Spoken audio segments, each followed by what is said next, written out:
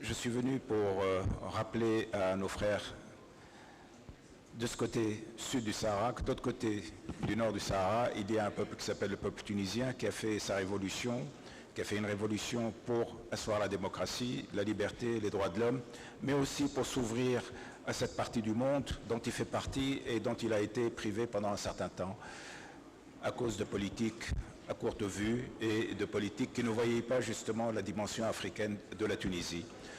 Aujourd'hui, cette Tunisie de la révolution pacifique, cette Tunisie qui est en train d'achever son processus démocratique, cette Tunisie est absolument décidée à s'ouvrir à cet espace africain, subsaharien et à en faire partie, à participer à son développement.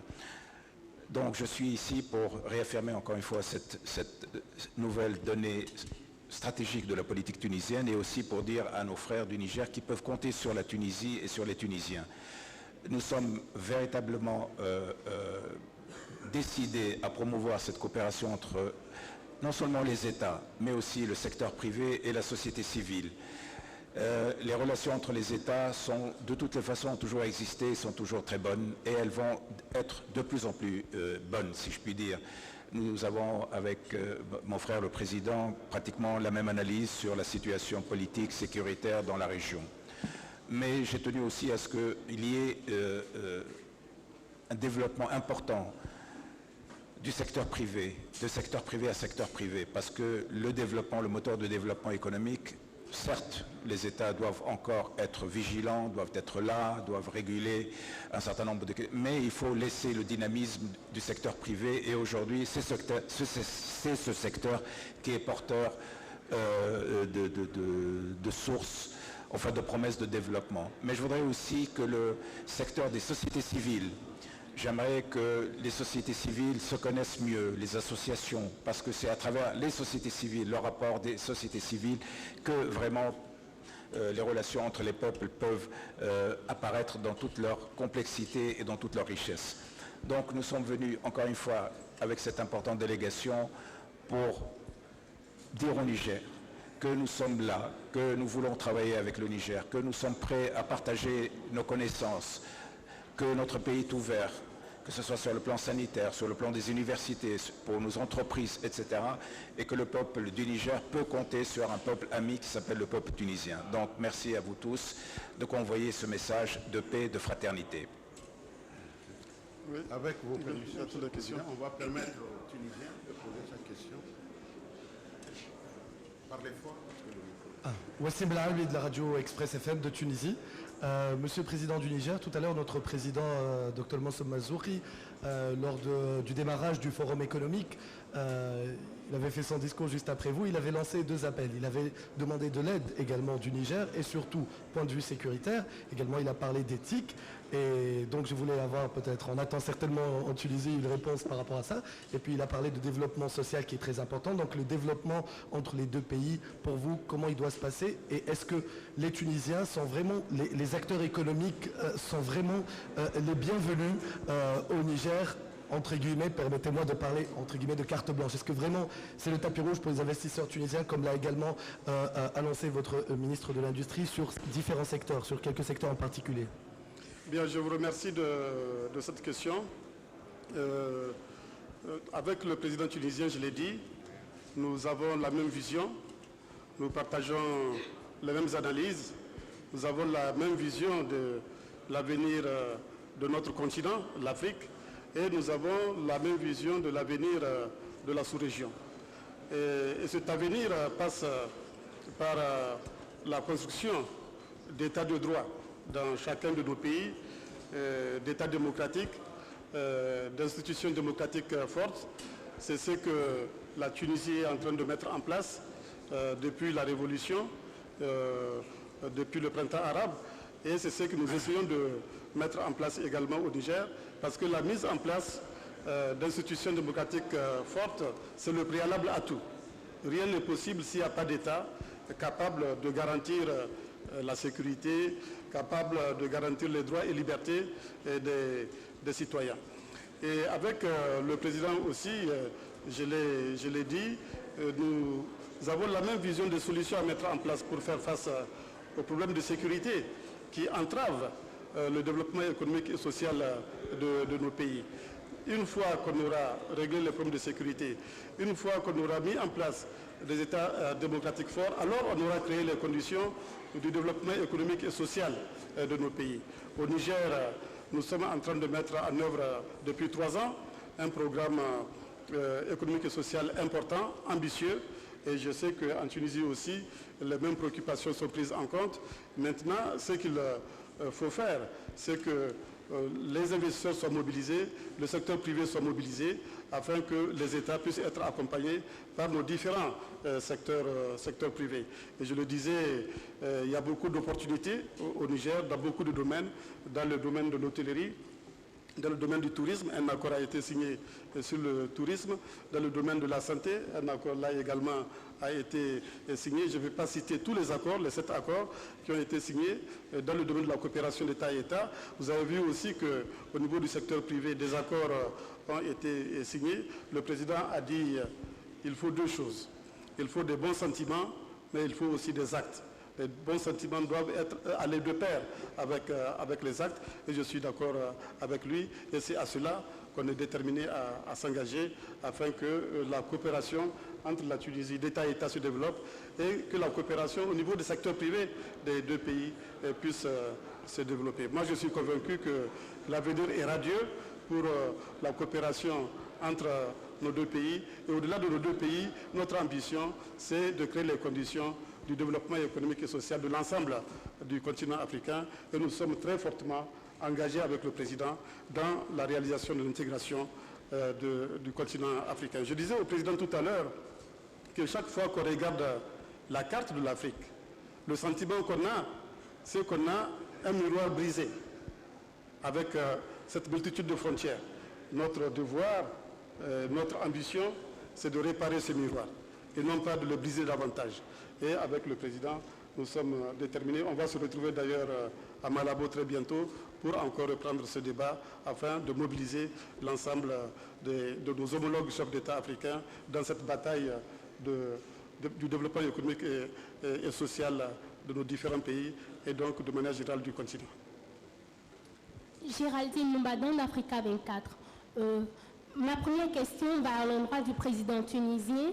J'aimerais savoir les protocoles d'accord que vous venez de signer avec les privés nigériens. En quoi est-ce que ces protocoles d'accord vont se manifester dans la pratique? Ma deuxième question va à l'endroit du président nigérien. J'aimerais savoir comment va se manifester encore dans la pratique les nouveaux accords signés entre le Niger et la Tunisie, vu qu'il y avait des accords précédents, plus d'une quinzaine d'accords qui étaient en œuvre. Merci. Oui, pour la transformation donc de ce papier, de ce qui est écrit en action véritable, tout en vérité dépend de la volonté politique. Parce que très souvent, effectivement, dans notre histoire tumultueuse en Afrique, il y a plein de papiers qui ont été signés et qui n'ont jamais donné, qui sont restés lettres mortes. Mais s'ils sont restés lettres mortes, c'est parce que justement, il n'y avait pas de volonté politique.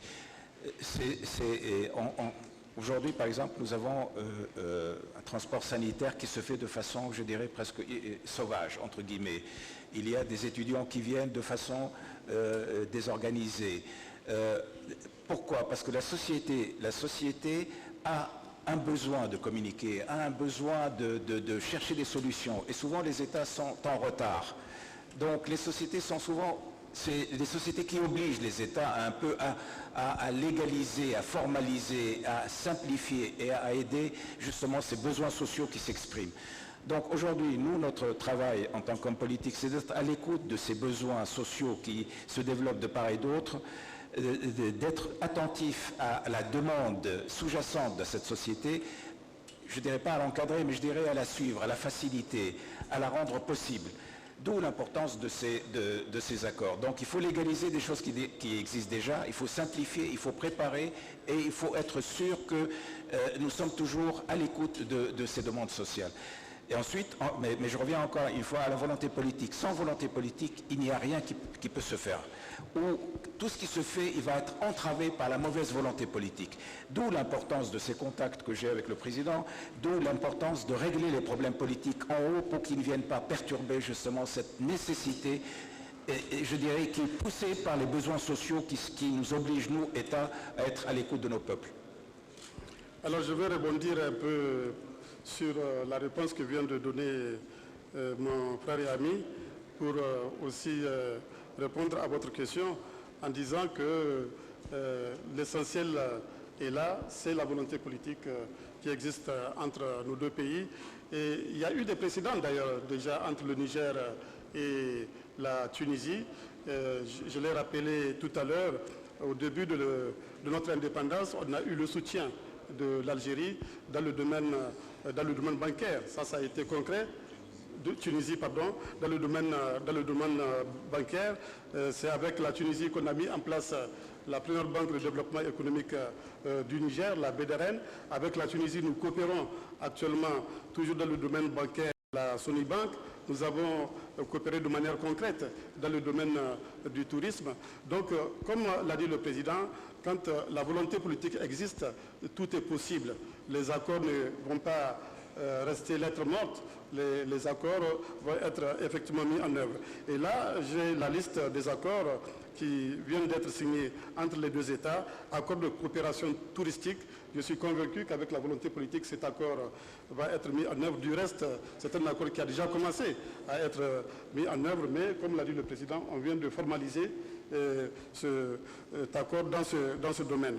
Ensuite, le deuxième accord, c'est la convention de partenariat au niveau des évacuations sanitaires. Vous savez, il y a beaucoup d'évacuations sanitaires du Niger vers la Tunisie. L'accord vient là également formaliser quelque chose qui existe déjà. Donc la volonté politique va accompagner la mise en œuvre là également de cet accord. Le troisième accord porte sur le programme exécutif de coopération dans le domaine culturel. Là également, des relations existent déjà, des échanges d'étudiants existent entre le Niger et la Tunisie, et cela va s'amplifier, Inch'Allah, grâce à la signature de cet accord. Le quatrième accord porte sur l'accord de coopération islamique. Nous sommes des pays musulmans, la Tunisie et le Niger, et je suis sûr que le Niger a beaucoup à apprendre au niveau de l'expérience tunisienne. Avec le président d'ailleurs, on évoquait un cas, c'est le cas de la maîtrise de la démographie. Comment un pays musulman comme la Tunisie a-t-il pu créer les conditions de la transition démographique? Il me semble que le taux de croissance de la population en Tunisie est en dessous de 2%. Or, il se trouve que la question démographique est une grande préoccupation pour le Niger, et cet accord nous permettra de mobiliser nos leaders d'opinion, nos leaders religieux, afin de créer les conditions de cette transition démographique qui constitue un objectif pour le Niger, objectif déjà réalisé fort heureusement par la Tunisie.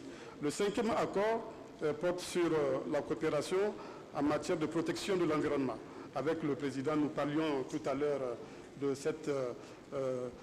cet objectif de muraille verte au niveau de nos pays qui sont sahéliens et sahariens, depuis Dakar jusqu'à Djibouti, donc en passant y compris par le Niger et la Tunisie. Là aussi, c'est quelque chose qui existe déjà et sur lequel nous allons pouvoir continuer à travailler.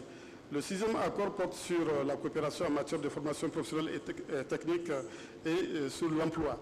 Vous savez, dans le programme de renaissance que nous sommes en train de mettre en œuvre depuis maintenant 3 ans, nous avons comme priorité la promotion de l'éducation et en particulier la promotion de la formation professionnelle et technique.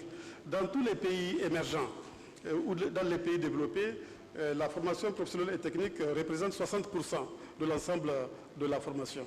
Au Niger, en 2010, l'enseignement professionnel et technique représentait 8% de l'ensemble de l'enseignement. Notre ambition, c'est de porter cette part à 25% en 2016.